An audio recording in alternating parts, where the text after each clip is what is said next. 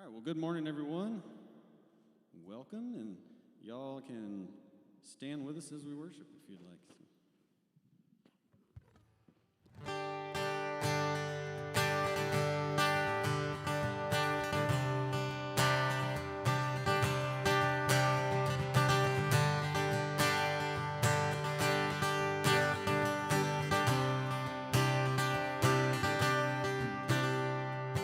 Praises rising, eyes are turning to you.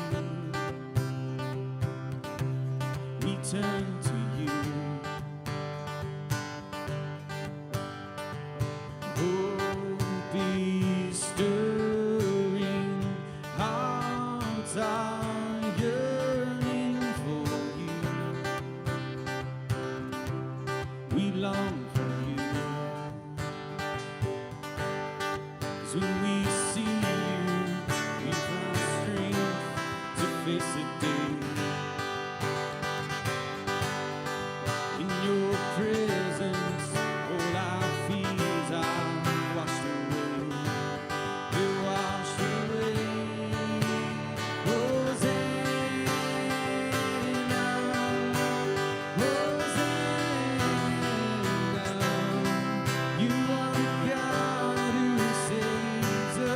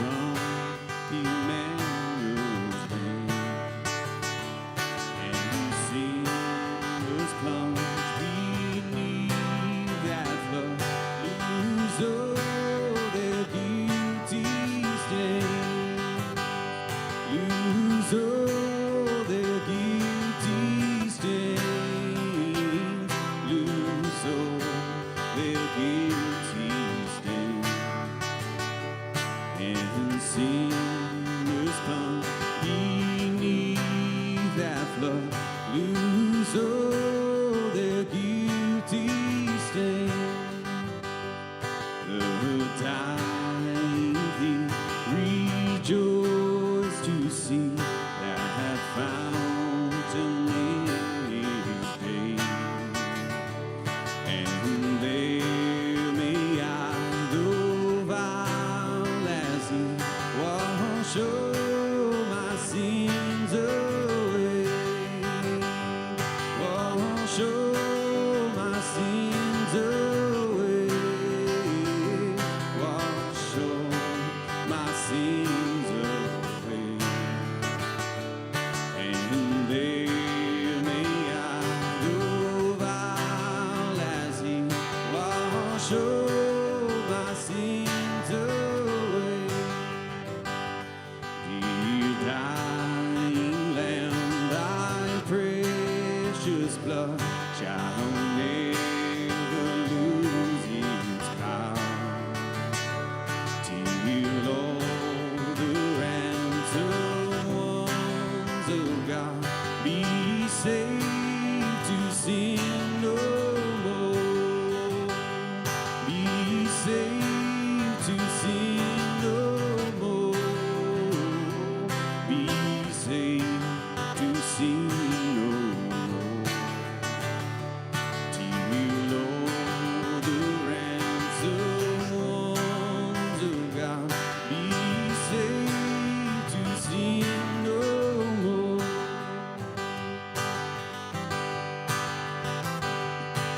Their sins by faith I saw the stream, thy flowing wounds supply. Redeeming love has been my theme, and shall be till I die. It shall be till I die, and shall be till I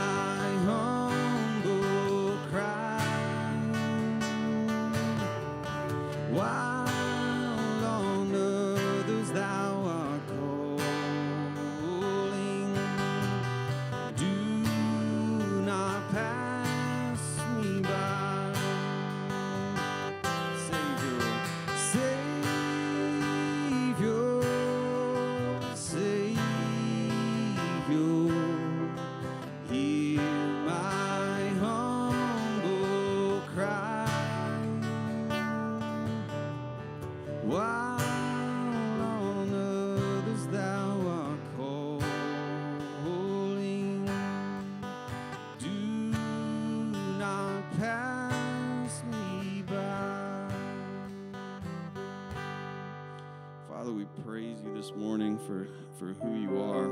Lord, the love that you pour out on us each moment, Lord. Even when we don't deserve it, God, you're faithful. Your name is faithful. And we praise you for that. God, speak to us. Change our hearts. God, grow us closer together with one another, with you. And we just trust in your Holy Spirit now to do its work on our hearts as we are receptive to you. And so in Jesus' name I pray. Amen.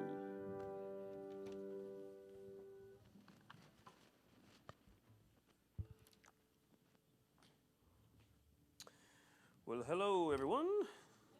Good to see you. The kids can head on back to your fun time, extravaganza, whatever you want to call it. Well, I'm happy to be here. It's been 2 weeks that feel like 20. Feels like it's been a long time. So in the time that I've been away, we had a baby. I had a picture to show you, but I couldn't get it to come up on the thing. So just imagine he looks like a baby ought to, very rounded and chunky. And so really it's been, the birth was good. It went smoothly. He cried like when he was supposed to. And we got out of the hospital a day early, which was nice. And then we got a call. They do a newborn screening, which screens for a bunch of genetic disorders and various things. And we got a call a few days after we got home, and we're kind of starting to find our feet and remember how to do this thing. And they told us that his screening turned up some possible genetic issue, some metabolic issue. And I can't pronounce it. And we're not even sure at this point if he really has it or if it's a false positive. They've told us that he's a carrier of it, but that may not mean he's got the disorder. And then we also got another response from the screening that said he might have a thyroid issue and things like this. Now, from our perspective, he looks healthy, he seems healthy, he's sleeping a lot like babies ought to, but we're kind of waiting.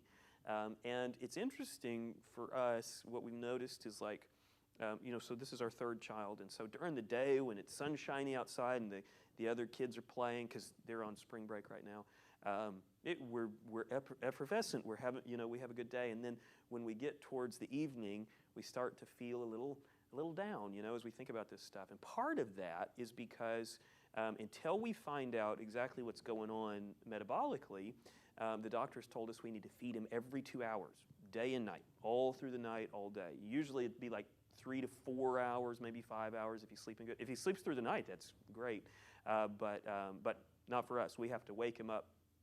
And I don't know if babies don't want to be woken up every 2 hours, and daddies don't want to be woken up every 2 hours, and neither do mommies. So we're pretty tired. Krista is probably more tired than me. I do a shift in the evening, and so I usually am up at about 2 or 3. And trying to warm a bottle up and trying to figure out how do you do this thing and how do you wake them up without, you're not supposed to shake them and all this stuff. So it's just we're relearning it. And so anyway, so we're tired, but we're excited to see where things go. Now, I don't know whether or not that relates to what we're going to talk about today. I have a sense that it kind of does a little bit in that we're kind of relearning how to trust the Lord. It feels like we have to kind of remind ourselves of the big picture. We got to kind of remind ourselves of the plan that God has and that the Lord provides for our needs. And so that's kind of what we're walking through. And so as I was looking through the chapter that I wanted to talk about today, I kind of found some comfort in that. I realized, I was feeling kind of tense and kind of worried about these things, and found some comfort and some peace as I went through these verses. So I kind of hope that same thing can happen for you guys as we look through this. So we're in Mark chapter 6. Now, we've already covered some of Mark chapter 6, but I want to remind you of kind of a little bit of what was going on in the beginning of Mark chapter 6 because it's been a few weeks, and then we're going to jump into stuff we haven't looked at yet. So I'll just read these first verses. We've read them, 2-3 weeks ago. I can't remember how the calendar works, but we've read them before, so they'll feel familiar. Then he went out from there and came to his own country, and his disciples followed him. And when the Sabbath had come, he began to teach in the synagogue, and many, hearing him, were astonished, saying, "Where did this man get these things? And what wisdom is this which is given and are performed by his hands? Is this not the carpenter, the son of Mary, the brother of James, Joseph, Judas, and Simon? And are not his sisters here with us?" So they were offended at him. Okay, so we remember that. We talked about that. Notice this. "But Jesus said to them, a prophet is not without honor except in his own country, among his own relatives, and in his own house." Now, he could not do mighty works there except that he laid his hands on a few sick people and healed them. And he marveled because of their unbelief. Then he went about the villages in a circuit teaching. So at this point, so that's kind of where that chapter starts. And then you'll remember at this point he sends out the 12. And we spent a fair amount of time talking about that. He sends out the 12. They go out and preach. They have a fairly good reception. They go out and they tell people about Jesus, and kind of as a preparation for Jesus going to those locations. And so what follows then is this, and he said to them when they came back, so they've come back, and he said to them, "Come aside by yourselves to a deserted place and rest a while." So remember, we talked about that. "For there were many coming and going, and they did not even have time to eat. So they departed to a deserted place in the boat by themselves." Okay, so that's where we left off in the story. That's where we stopped. And so we kind of have this moment where they're trying to take a rest. They're tired. They've been out on the road. They did their circuit. They've been preaching. It's taken a lot of energy. Now they're back with Jesus, and Jesus acknowledges, hey, let's just take a little break. Let's take a break for a little while. We'll kind of get by ourselves. We'll do a little retreat or something. So they literally try to retreat in the boat to get away from the crowds. And then what follows is the rest of the chapter. So let's take a look at that. "But the multitude saw them departing, and many knew him and ran there on foot from all the cities. And they arrived before them and came together to him." Now, this is why I stopped the story there a couple of weeks ago, because they intend to go get a rest, but they just can't. I mean, they're like, we need to go and get away, but the crowds are following him. They come around, probably around the beach, I guess, and meet up wherever it is that they wind up in the boat. And so they are eager. They're voracious in a sense. And Jesus, when he came out, saw a great multitude and was moved with compassion for them because they were like sheep not having a shepherd. So he began to teach them many things. Now, that's an interesting line to me because technically their shepherds should have been the religious leaders, right? I mean, these are people who are in a Jewish system, and there are religious leaders. There's Pharisees, there's Sadducees, there's Essenes, there's other religious groups, and they all have leaders, but Jesus sees them for what they are. These are sheep, and they don't have a shepherd. They don't have clear leadership that's leading them, and so they are so hungry for whatever Jesus has to offer them. And so he has compassion on them. They're leaderless. And so he begins to teach them many things. When the day was now far spent, so we're talking about almost evening, probably late afternoon, when the day was far spent, his disciples came to him and said, "This is a deserted place, and already the hour is late. Send them away." So they're talking about the crowd. Send the crowd away. So, by the way, here are the disciples telling Jesus what to do. Usually not the best situation. I mean, they're probably well-intentioned, but they have their own plan, like, let's get these guys out of here because, there's going to be practical issues. And so they're telling Jesus, send them away that they may go into the surrounding country and villages and buy themselves bread, for they have nothing to eat. Now, that's a daunting task considering how many there are. I mean, there probably wouldn't be enough bread even for all the people to buy, even if they went into the surrounding villages, because this is a big group. So this is what the disciples are saying, we gotta face this practical problem with a practical solution, and this is the best they can come up with. Now, by this point, they should have already been kind of understanding that we face practical problems with spiritual approaches, that we should be looking for a spiritual approach, a godly approach, but they are thinking practical. And we understand why. I mean, we think practical all the time. And so this is their practical approach. This is their plan. Let's get these folks out of here, get them off of our front lawn so that somebody else has to deal with them. But Jesus answered and said to them, "You give them something to eat." Jesus, we ain't got that kind of bread. I mean, Jesus just turns it around on them. I mean, and here I feel like there's this kind of tension. And I don't mean like angry tension, but there is this tension. They tell Jesus what to do. Jesus turns around and tells them what to do. And you can bet one of these parties is right and the other is a little misled. And so Jesus turns it around and says, "You give them something to eat." Now what's interesting here is Jesus doesn't say, "I'm going to give them something to eat." He says, "You give them something to eat." So whatever's about to happen, they're going to get to be involved in it. They're going to get to take some part in whatever it is Jesus is going to do. So he says, "You give them something to eat." And they said to him, "Shall we go and buy 200 denarii worth of bread and give them something to eat?" 200 denarii is a bunch. That's the gist there. This is a lot of bread. They probably are not carrying this much money. That would be a lot of money. It'd be a lot of bread. They probably couldn't even carry that much bread with the group that they've got. So what they're doing is they're trying to unmask the illogic nature of Jesus' command. So what they're doing is they've received a command from Jesus, and then they're trying to show Jesus that his command doesn't make sense. Now, I don't know if you've ever been in that situation, but I know that I've kind of found myself in that situation. And it's not in these kind of miraculous sort of scenarios. It's more in kind of daily things. Like the Bible tells me to love my enemy. But when I'm faced with my enemy, I begin to do kind of what the disciples do here. It's like giving the logic on why that doesn't make sense. Well, I can't really, forgive them because they did this to me or whatever it is. Or when I'm facing some sort of practical problem in my life, like actually the problem that I was talking about with our son. It's very easy to say, I can't just trust the Lord and, move forward with the kind of godly mindset that I'm supposed to, because that doesn't make sense. I need to dwell on it. I need to worry about it. I need to, go down this path that's very practical, very human. And what the disciples are doing is what we do a lot, is to try to unmask the absurdity of what Jesus asks us to do sometimes, whether it's loving our enemy or not worrying or whatever kind of examples you may be facing in your own life. So let's see how this goes. Jesus provides a way for us to obey. And this is our kind of main idea here today, because Jesus has given them a command, right? And Jesus' commands stand.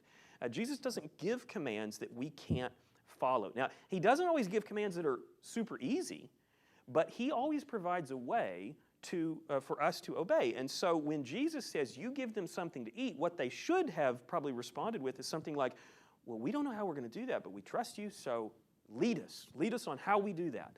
That's not what they do. They argue. They try to show that what Jesus is saying is absurd. But what they don't remember is that Jesus always provides a way for us to obey. But he said to them, "How many loaves do you have? Go and see." So they kind of go and they figure it out. And when they found out, they said 5 and 2 fish. Okay, so this isn't much. I mean, 5 loaves and 2 fish, their loaves of that day were probably small-ish. I mean, I don't know. They're probably small, and a lot of times they're kind of these flattened, unleavened kind of things they would have. And 2 fish, who knows how long the fish have been sitting out, but it's what we got. And so 5 loaves and 2 fish would maybe feed the 12 plus Jesus, but it'd be a pretty small lunch in my mind. So that's what they have. And now why are they there with this little we don't know? Seems like they should have been a little bit more prepared, but they are with Jesus, so it's probably okay. So let's see what happens. Then he commanded them to make them all sit down in groups on the green grass. So here Jesus is giving another very clear command. Now what's interesting is this command is kind of a subordinate command to the others. I mean, earlier he said, "You feed them." And, if they would have just said, "Okay, Jesus, we trust that we can, so give me some loaves." And Jesus probably would have provided them with whatever the miracle was that was needed. But now Jesus is breaking it down into small steps. And so you didn't trust me when I just said do it, so now let me give you the small incremental steps. So here's the first step: make them sit down. get everybody to sit down. And it's interesting, he has them kind of sit down in groups, different kind of arrangements. And I'll tell you, this is just my theory. It doesn't say this.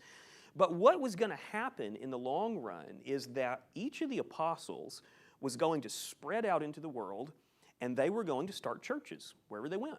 And when they would start a church, they would have these small groups, like we call congregations, or we call, churches.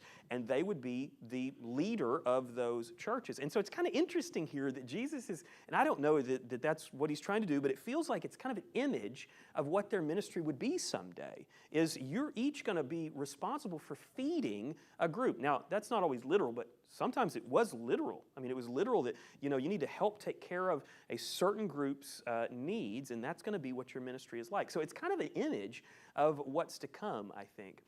And so they sat down in ranks, in hundreds and in 50s. And when they had taken the 5 loaves and the 2 fish, he looked up to heaven, blessed and broke the loaves, and gave them to his disciples to set before them. And the 2 fish he divided among them all. Now, just a practical interest to me. So I can kind of imagine breaking bread and it just being able to keep breaking, but how do you divide a fish over and over and over? I don't know. I mean, is it just like there's another fillet every time you slice it off and there's another? I don't know. It's really exciting to think about how this actually worked. But whatever it is, there's a miracle going on here. He begins to break the bread, he begins to divide up the fish, and there's just more and more and more. And so he divided among them. And then this really understated line. I mean, if it were me, I was writing this, I'd give it 3 or 4 paragraphs jumping up and down. Can you believe it? Can you believe it? And so they all ate and were filled. I mean, it's just so simple. It's so understated. And in a sense, this, to me, kind of illustrates the nature of what Jesus is doing. It's almost like, in many of the situations where Jesus does a miracle, it's like, don't focus on the miracle. Focus on what the miracle means. Don't focus on the fact that I filled your belly. Focus on the fact that I'm offering you eternal life by belief. And so it's just so beautifully understated. And they took up 12 baskets full of fragments and of the fish. So when they're done, okay, so they feed everybody. There's lots of people. They feed everybody, and then they collect extra at the end. Now, that's going to become important. That's going to become a valuable piece of information, and we'll see why in just a little bit. But so keep that number in mind, because it's something that the disciples remembered. But it's also something that the disciples didn't quite understand. They didn't grasp exactly why they were collecting more. Why wasn't it just enough to feed everybody? Why is it that we're collecting more? Well, Jesus is going to come back to that a little bit later. Now, those who had eaten the loaves were about 5,000 men.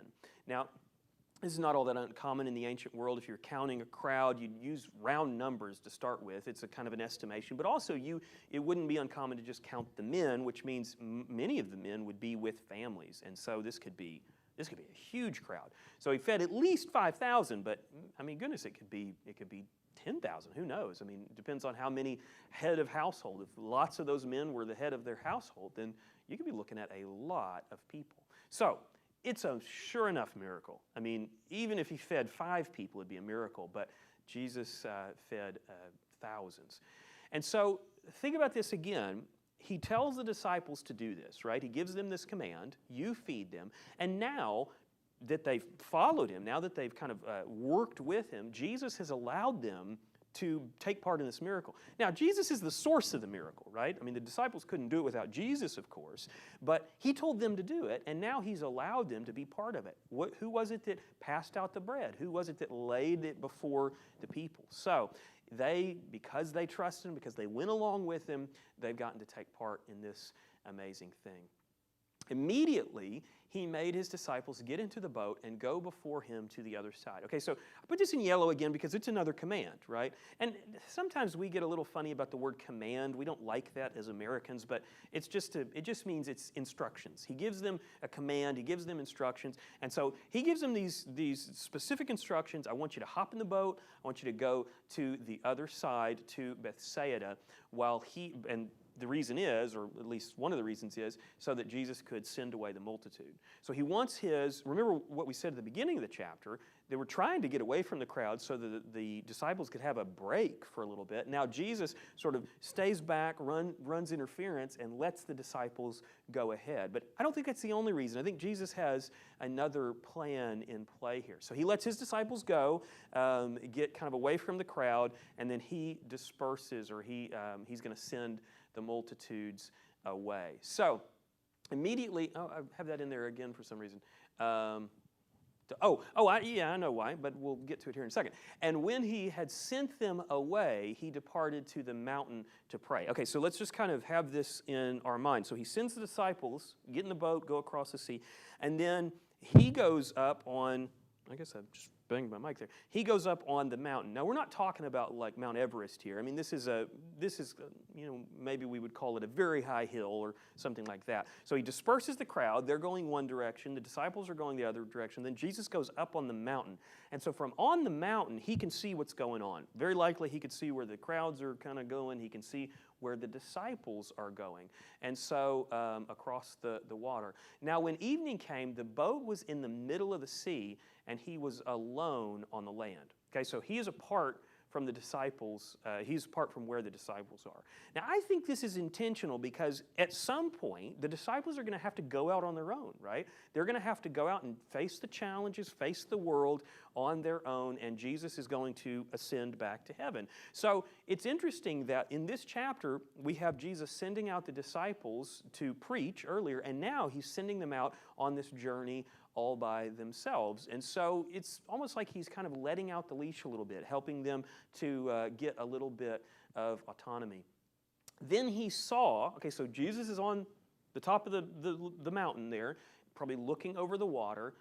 Either that or he miraculously saw, but I think it means literally he saw them straining at rowing, for the wind was against them. Now, think about this for a second. They've seen Jesus do all kinds of things. And they've been commanded by Jesus to go to the other side. So if they're being logical, if they're thinking this through, they know that what Jesus commands me, I should be able to do.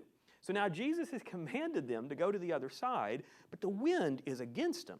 I mean, the wind is just pounding them, and they are straining at rowing. So they are working the oars, but they're not getting anywhere, or they're not getting very far, and it is hard work. And I think that phrase, for me, kind of represents something that we do sometimes. I don't want to over-spiritualize this, but I do kind of think there's a spiritual lesson in this, is that there are times when Jesus commands us to do something, or that we see some instructions or commands in Scripture, and we have this feeling that, well, I just got to try really, really hard. I got to really, really work at it, and I can accomplish that. And what the disciples are doing is basically that. You notice they're not out there praying. They're not out there saying, Lord, help us to get across this lake. What they're doing is they are spending their own strength. They're very likely worrying and spending their own strength to get across the lake. And it seems that maybe they're still kind of missing the lesson that Jesus is trying to teach them. Jesus has commanded them to do something, and isn't it likely that he is going to make them able to obey, that he would give them the strength? But it seems that what Jesus might want them to do is to actually call out to him, to say we need help, rather than just spending their energy in this way. So he saw them straining at rowing, for the wind was against them. Now about the fourth watch of the night he came to them, walking on the sea, and would have passed them by. What a strange phrase. This whole thing is, very interesting to me. So, first of all, it's another one of those instances where it just casually, it's just so understated. He came to him. How did he get out there? Oh, he just walked in the water. It's just a Jesus thing. It's just what he did. So it's just very understated, very simply put. He came to them, and he's walking on the sea. But notice this line. This is the one that really gets me. And would have passed them by. Now, I kind of stewed on that for a long time. Like, why would he have passed them by? I mean, what it looks like to them is there goes a person, and they don't know yet that it's him, but there goes a person, and it doesn't look like he's walking toward us. It looks like he's walking beside us. And it looks like he's going to beat us. I mean, oh, man, he's really making good time. He's walking along. And so I'm thinking, well, why exactly would he do that? And I think it's a demonstration. I think he's showing them an image of the ease of walking, even on water, when Jesus is involved. Now, at this point, they don't realize it's Jesus, but I think it's another reminder of the same thing, that Jesus provides a way for us to obey. So Jesus has told them to go across the lake, and he's showing them how easy it can actually be. He's showing them how easily they can get across, or you can do it your own way.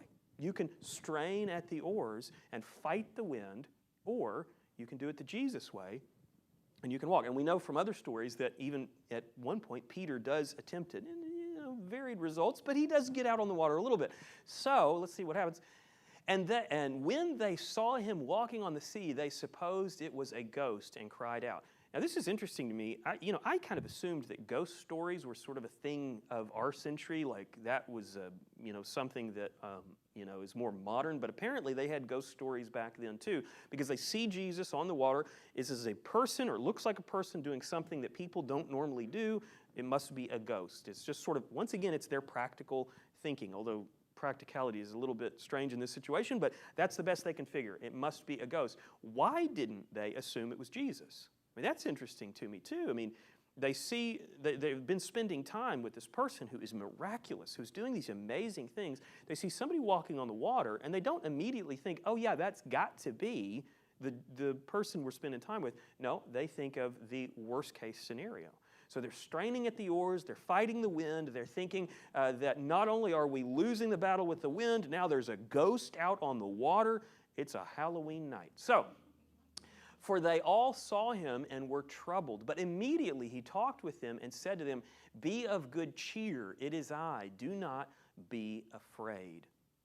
Then he went up into the boat to them, and the wind ceased. And they were greatly amazed in themselves, beyond measure, and marveled. Now, a lot of times when we see that, the people were greatly amazed, it kind of sounds good. In this case, I actually don't think that Mark is saying that this was good that they marveled. I think what he's kind of getting at is we should have known. We should have recognized. We should have seen. But instead, their minds were blown again for like the 20th time. They keep being surprised. It's almost as if they see these things, but they're having trouble connecting it to their faith and their belief. They see it with practical eyes, but they then are having trouble taking that and applying it to other situations. Like if he can feed 5,000, why couldn't he walk on water? Why would they be amazed at that? And so I think what Jesus is wanting them to do is to what we would call extrapolate. To look at this situation, see how he provides, see how when he tells you to do something, you're able to do it. Now apply that to every other part of your life. Apply that even to getting across the lake, something they had done a bazillion times. And so I think he's trying to show them that you should be able to kind of make this leap. Notice how Jesus responds. For they had not understood about, Mark's word, sorry. For they had not understood about the loaves because their heart was hardened. Now that's interesting. So they knew that Jesus had fed 5,000, right? They knew that Jesus had done the fish fry for a huge crowd and quite a tailgate party. They saw that. It was very, very practical. They understood that. And so if someone was to say again, could Jesus feed a big crowd? You would think they would say, yeah, sure. We know he can do that. So, but put a pin in that because we're going to come back to that. But now what it seems like Jesus wants them to be able to do is to then take other situations and say, if Jesus can do this, then he certainly could do this. Because it's not practical to expect Jesus to show a miracle of every part of your life that he possibly can help you in. It should be enough to see one great miracle and then say, you know what, I bet he could handle my help, whatever situation I'm in, my finances, my health, my education, whatever it is. Jesus can help us find peace in all those situations based on what we know about him. Now, with that being said, I want to jump forward a little bit because there is a really similar story that happens just 2 chapters later in Mark 8. And I think if you're like me, you're going to be a little bit surprised because we have like this 30,000-foot view. We look at this story and we kind of understand what the lesson is because we have hindsight. But for the disciples, they went through this whole thing, and as it just said, they didn't understand about the loaves. Their hearts were hard. They just didn't quite get it. So notice what happens not that long after this incident. So in those days, the multitude being very great and having nothing to eat, Jesus called his disciples to him and said to them, I have compassion on the multitudes. Sound familiar? It's like we just read this, right? But it's a different incident. I have compassion on the multitudes because they have now continued with me 3 days and have nothing to eat. So these guys are real hungry. I don't know how long the previous crowd had not eaten, but these are, I mean, we're getting near some starvation here. And if I send them away hungry to their own houses, they will faint on the way, for some of them have come from afar. Okay, similar situation, right? You got a huge crowd. Jesus is saying he's got compassion on them.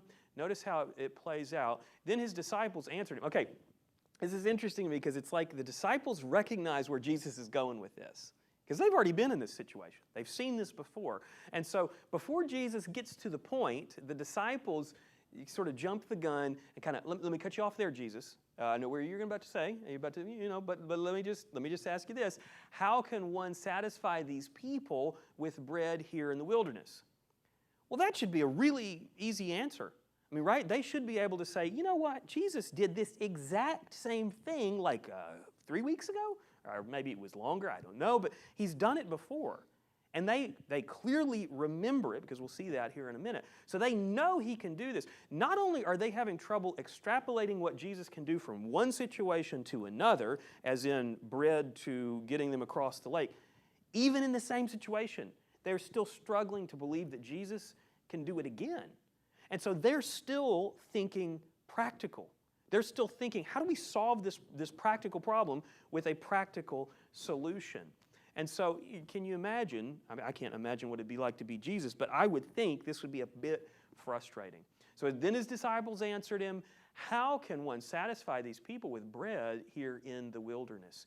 And the thing that they need to remember is that what Jesus plans to do, what he commands us to do, or what he plans to do, or even what we are told to do in Scripture, we are made able to do it. He doesn't tell us to do things that are impossible.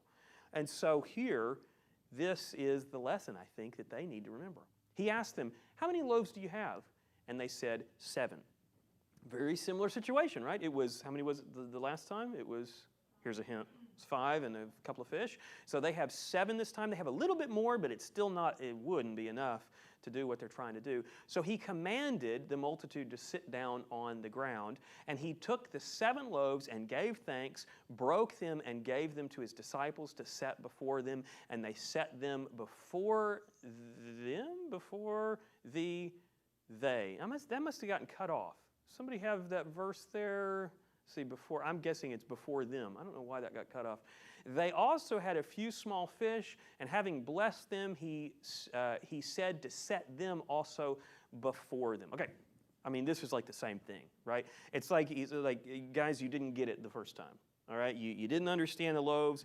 We're just going to do it. Let's just start over. We'll go back to scene 1. We'll go right back through the script. Watch closely this time because I want you to understand what's happening. And so that is what he does. So they ate and were filled. And they took up 7 large baskets of leftover fragments. How many baskets was it the first time? Okay, so it's 5 to 12. If you're into numerology, I don't know if this means anything, but 5 loaves to 12 baskets. Now it's 7 to 7. Is it 7 to 7? Yeah, 7 to 7. I don't know if it means anything, but I don't know if the actual numbers mean anything. On the first one, I sort of would assume the 12 have some meaning in that there's 12 disciples. Maybe there's meaning in that. I want to be real careful about like assigning meanings to numbers, and I don't know. The point is, there's leftovers, all right? And the leftovers are really important in the ancient world. You would eat basically until something was gone, rather than how We probably do. I throw away a lot of food. I'm a little guilty about that. But now those who had eaten were about 4,000, and he sent them away. Now, he doesn't say this time that it's the men that number 4,000. Maybe the entire crowd here is 4,000. Any way you look at it, that's at least 4,000 mouths to feed. Okay, so it's a sure enough miracle. Now, the fact that he does it twice makes me think maybe there's something behind the scenes that he wants some of the people involved to see. So let's see what we can learn here. Immediately, he got into a boat with his disciples and came to the region of Dalmanutha. And so they leave. Okay, so he does the miracle, and then they head out. Then the Pharisees came out and began to dispute with him.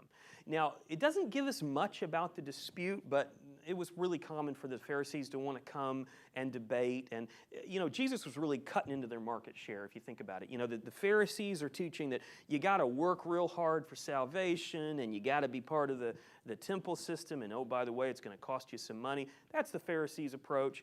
And Jesus shows up and says, hey, salvation's free. You just believe in me, and we're all good, and then you can kind of follow me, and we'll work out the details. The Pharisees didn't like that. The Sadducees didn't like that. None of the religious leaders liked that. And so they often found themselves just butting heads because Jesus was really taking away their crowds. And so Jesus was attracting huge crowds, and the Pharisees were jealous. I mean, they were just plain jealous. And so these disputes rose up. Now, one of the things that would happen with the Pharisees is that their teaching, this kind of teaching that you're never good enough and you're always in doubt about whether God is pleased with you, all of these kinds of things that the Pharisees taught, they would kind of seep into the crowds. They would seep into the multitude. And so it was something that Jesus sometimes called leaven. And I have some confusion about leaven. It's a relationship to yeast, but leaven seems to be the process. I don't know. Krista makes sourdough bread, and she's talked to me about it. I'm a little confused exactly how you use the word leaven, but anyway, Jesus uses it to represent the Pharisees. And so leaven is what goes into bread to make it rise. It kind of spreads throughout the bread. And so Jesus would use this analogy about the Pharisees, that we need to be careful because their ideas spread. Their ideas sort of infiltrate the whole loaf, so to speak. I've never heard of the church called the loaf, but we'll call it the church loaf. And so we've got to be careful about that leaven. Now, the reason why I'm telling you that is because Jesus is going to reference that here as we look in verse 13. And he left them. So he left the Pharisees behind. It's like they got into this little debate, and then he's going somewhere else now. And he left them, and getting into the boat again, departed to the other side.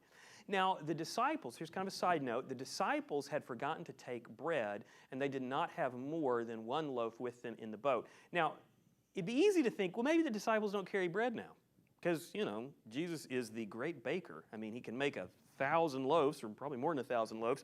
He can handle it. But that's not really what's going on here. They just are disorganized or something. They don't take but one loaf, and it seems that they're a little bit worried about it because it comes up in their conversation. So notice what happens. Then he charged them saying, okay, so here Jesus is kind of still talking about what he's talking about. The disciples are still thinking about what they're thinking about. Okay, so you got these two things, and they're trying to kind of meet in the middle. Then this is Jesus, then Jesus charged them saying, take heed, beware of the leaven of the Pharisees and the leaven of Herod. Okay, so he's saying, he's using an analogy here. Okay, but it's a bread analogy. We understand that. It's it's an analogy for the ideas of Herod and the ideas of the Pharisees. They kind of seep in, and we got to be careful. They kind of grow. In the loaf. And so we have to be careful about that. Okay, but they hear bread. And what is it that we know that the disciples do? They think practically. Okay, so Jesus is here talking about a spiritual idea. It's a metaphor but they're thinking practically. And one of them probably says, hey, Thomas, did you remember to bring the bread? It's like, no, I thought Andrew was. Andrew, did you get the bread? No. How much bread? We only have one loaf of bread, and we're on this trip. I mean, it's very practical. This is kind of what I think the conversation sort of turned into. So Jesus is trying to give them a spiritual lesson, and they go into, hey, we're going to be hungry in a little bit. We don't have enough to eat. So notice how it plays out. And they responded among themselves saying, it is because we have no bread. So this is what they think Jesus is talking to them about. They think Jesus is griping at them because they didn't bring enough bread. So they hear him say, hey, watch out for the yeast of the Pharisees, and think, oh, Jesus is mad at us because we didn't bring enough Happy Meals. It just doesn't, I mean, so they're on another plane completely. They're thinking practical. They're thinking about their stomachs. Jesus is thinking about their discipleship. He's thinking about their spiritual development. And so they just still are not meeting up. Now, the purpose of these miracles having to do with feeding the 4,000 and feeding the 5,000 plus people was to teach them something that they could use in these kind of situations. So notice how this goes down. But Jesus, being aware of it, said to them, why do you reason because you have no bread? It's like, why do you think that's what I'm talking about? Like, that's what you think I'm talking about? You think I'm speaking about how many loaves of bread you brought? Because who cares? I mean, the point is, who cares how much bread you brought? You just saw me feed 4,000 people with just a handful of loaves. Who cares how much bread you have? Do you not yet perceive nor understand? Is your heart still hardened? Now, this seems harsh to us because we kind of pull it out of context. Like, oh man, ease up, Jesus. I mean, maybe they're hungry. But he's saying, I've been showing you things literally about bread, about the kind of miracles I can do, and you can't even extrapolate from those to the situation we're in right now. So how are you going to be able to understand the greater scenery that the church is going to be born in? See, what they needed to understand is this thing we've been talking about, is that Jesus was going to command them to go out into the world and do some amazing things, and it was going to be hard. And on the face of it, it was going to sound impossible. But they need to understand that if Jesus tells me to do it, I can do it. I can find a way because Jesus provides a way to allow us to obey him. So having eyes, do you not see? And having ears, do you not hear? And do you not remember? So then Jesus does this kind of series of questions. When I broke the 5 loaves for the 5,000, how many basketfuls full of fragments did you take up? Now, before you read it, how many? You remember? Well, you guys are on it. 12. So they said 12. So they got that one right. So they got 10 points for that. Okay, let's see how they do in the next one. Also, when I broke the 7 for the 4,000, how many large basketfuls of fragments did you take up? How many was it? Yeah, that's good. You guys can read. Okay, so it's 7, so they get those right. So it's like he's saying, okay, you remember the facts. Okay, you've got the facts in your head. You know literally what Jesus can do. Now take that and apply it to whatever situation you're in.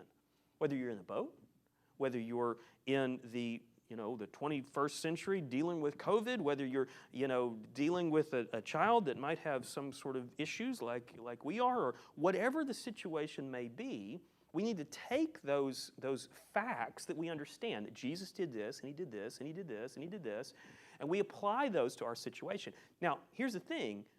He doesn't always deal with all those situations the same way. Like, it doesn't mean that I expect Jesus to do something incredibly miraculous in every single situation. But what it means is I need to remember that he's got some kind of purpose, some kind of plan. I mean, like, if you spend time with Jesus, as you read through the Gospels, you notice the ones that spend time with Jesus eventually get this idea that, oh, this is all kind of planned out. Jesus has a reason for doing all of the things that are going on. And the same thing is true for us. Everything that happens to us happens for a reason. So he said to them, how is it that you do not understand? And here's what I imagine. Just silence. Like, oh, man, he just really gave it to us, didn't he? Because here they are, having seen these amazing miracles unlike anything the world had ever seen, and they're still struggling to understand what I think the lesson is here. Jesus provides a way for us to obey. If Jesus has told us to do it, whether it be don't worry, I mean, one of his instructions is don't worry about tomorrow. Today has enough worries for itself. That's one of his instructions. That's a pretty hard one for me. But do I trust that he knows what he's talking about? Do I trust that that is really how I ought to live? He commands me to set my mind on things above, not on things of the earth. That's tough. But do I believe that I can really do that? Do I believe that if I do that, the result will be what he says it is? I mean, you can apply this to anything in your life. I can apply it to anything in my life. And I think we're better for it. Let's pray. Father, thank you for these amazing miracles and what we learn from them. And Lord, I want to say thank you for the things that we face, the challenges that we face, which seem to be opportunities to be reminded that you have a plan and that we can do the things that you say we can do. Lord, I pray that you would guide us in our daily walk with you. Lord, I have a feeling that many of us, as we go out from here, will probably interact with family members, we'll interact with maybe coworkers. And Lord, I pray that we would be able to do what you've asked us to do in those situations, which is confess you, is to speak about you, to talk about you to people that we love, people that we care about, maybe even to strangers. Lord, I pray you give us the strength to do that with gentleness and respect. And Lord, I pray as we do that, we would remember that because you've told us to do it, it is possible. It's possible to not only do that, but do it with success. I pray that we're able to share our faith in the way that we walk. Lord, you promised you'd come back. I pray that would happen soon. But until it does, I pray you'd keep us faithful.